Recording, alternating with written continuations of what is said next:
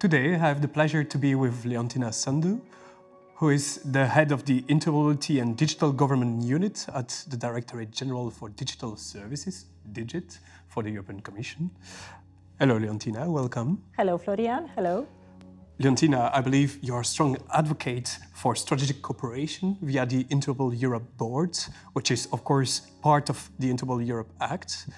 And as we both know, the Interoperable Europe Act entered into force in April this year, 2024. How crucial was this step for you in reaching the EU's digital decades goal? Thank you so much for the question. Now, before I answer it, I would like to say a few words about the Interoperable Europe Act, which in my opinion is quite an innovative piece of legislation.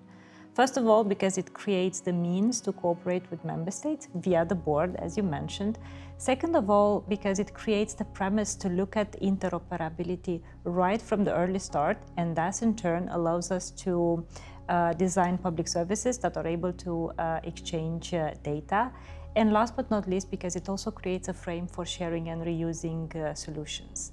Now, let's take a look at what the Digital Decade aims at doing. And what it says is that by 2030, we should have all key online public services available to citizens and businesses. So that's the target. The Interoperable Europe Act actually aims at making sure that if we develop digital public services, then these services should be interoperable, which means that these services should be able to exchange data with one another and then in turn create a digital ecosystem at the service of citizens and businesses. So I believe that the Digital Decade goals and the Interoperable Europe Act are reinforcing each other.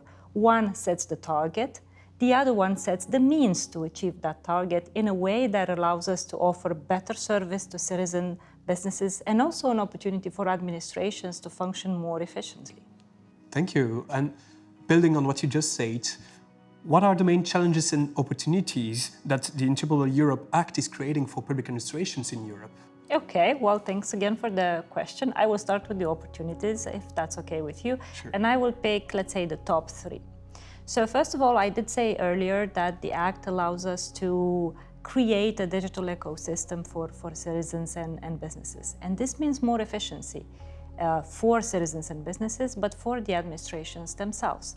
And creating such an ecosystem doesn't only mean that we are able to consume services wherever we are in Europe, but it also means that such services become interconnected at local, regional, national, and European level. So for the administrations as such, they have the ability now to create a network through which they can exchange data and become more efficient. So more efficiency obviously leads to saving money for the administration, saving time for citizens and businesses.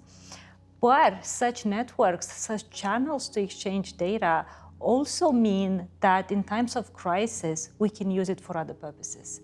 And the COVID pandemics was a good example of that, because the COVID certificate is nothing less than a common way of interpreting the data using a network to exchange that data. So should more interoperability be taken seriously in Europe, and should we be able to create such networks to exchange data, then we can also make sure that administrations are more resilient in face of future crises and better equipped to answer to such crises with solutions for citizens and businesses. So that's one big opportunity. I won't spend as much time with the other two though. The second one that I see is that the Act creates the basis for share and reuse. And we can reuse solutions today, of course we can.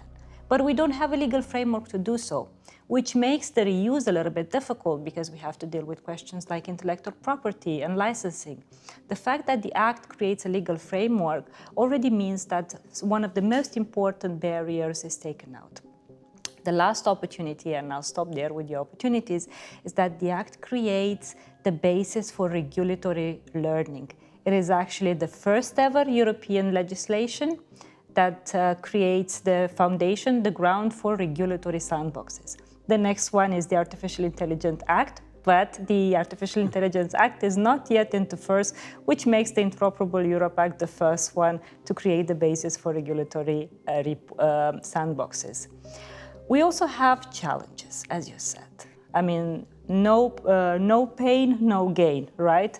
So the first challenge is that we need to put things into motion. We need to be able to run interoperability assessments. And that means work on the side of the administration in terms of processes, in terms of tools, and in terms of people. And the way to help administrations, the Commission and my team in particular, is developing guidelines. We're developing tools, building blocks as well, and we're also setting up an Interoperable Europe Academy, which aims at training civil servants in Europe and actually anybody with an interest in interoperability. I would say that the other challenge is that interoperability is not really known. It hardly rolls off your tongue. It's a very complex topic. It's associated with defense. So it's not something that we can talk about on a daily basis, right? So it means that we need our challenge, as well as national, regional, and local administrations, is to raise awareness of what interoperability is and no longer present it as a technical topic, but more a topic that has to do with organizational, with legal, and with semantic matters. And last but not least, it is also a challenge to set up a governance, not only at European, because that's relatively straightforward, but we need to set up a governance at national, regional, and local level. And I think with that one, I'm covering the top 3 opportunities and the top 3 challenges as well. Great. I was not asking for more.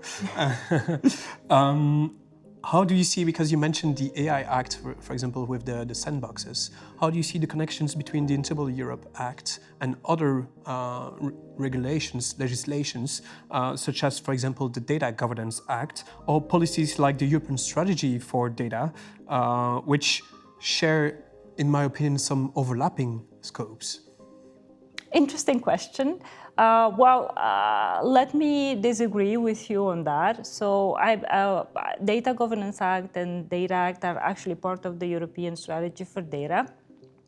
And their primary aim is to create trust, to share data volunteering. The Interoperable Europe Act is actually aiming at creating the means to share data.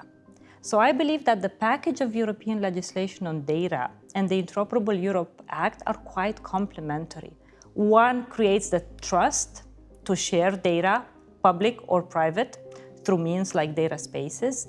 The other one creates the means to actually share this data. So I truly think that the corpus of legislation on data and Interoperable Europe Act are building on each other in order to create, and I come back to, once again, this interoperable digital Europe ecosystem at the service of citizens and businesses. Interesting. From that angle, would you see in the future also private companies, for instance, active around the data spaces and therefore acting under the implementation of the Data Act and the European Strategy for Data in general, also progressively moving into something similar to the Interoperable Europe Act? Well, I think that the Interoperable Europe Act and its uniqueness is that it is targeting the public sector. However, interoperability as such is a concept which works both in the public and in the private sector as well. It literally means the ability to exchange data, the ability for organizations to work together. And in an ecosystem where we see more and more public-private partnerships, I think the concept as such can really be shared and reused with the private ecosystem. Great, thank you. Then, looking better at the introduction, I mentioned that you advocate for strategic cooperation via the Interoperable Europe Board, but what will be the role of SEMIC in there? Oh, I'm so glad that you asked this question, because we are at SEMIC 2024, right? Well, it all started with SEMIC. I think SEMIC was one of the founding activities for Interoperable Europe, and it is one of the reasons for us traveling this journey and having a regulation on interoperability. So SEMIC as such, whether it is the know-how, whether it is the tools, whether it is the community, is one of the most important crown jewels that we have for an interoperable Europe. And I do hope that actually, especially the SEMIC community, contributes with ideas and expertise to help the board steer the interoperability agenda in Europe. So SEMIC plays a very special place in the Interoperable Europe Board, and it is a crown jewel, and I hope that it will continue on this path, delivering value to Interoperable Europe and to governments in Europe. So what would you want to say to the SEMIC community who hopefully will be watching this video? Well, stay tuned.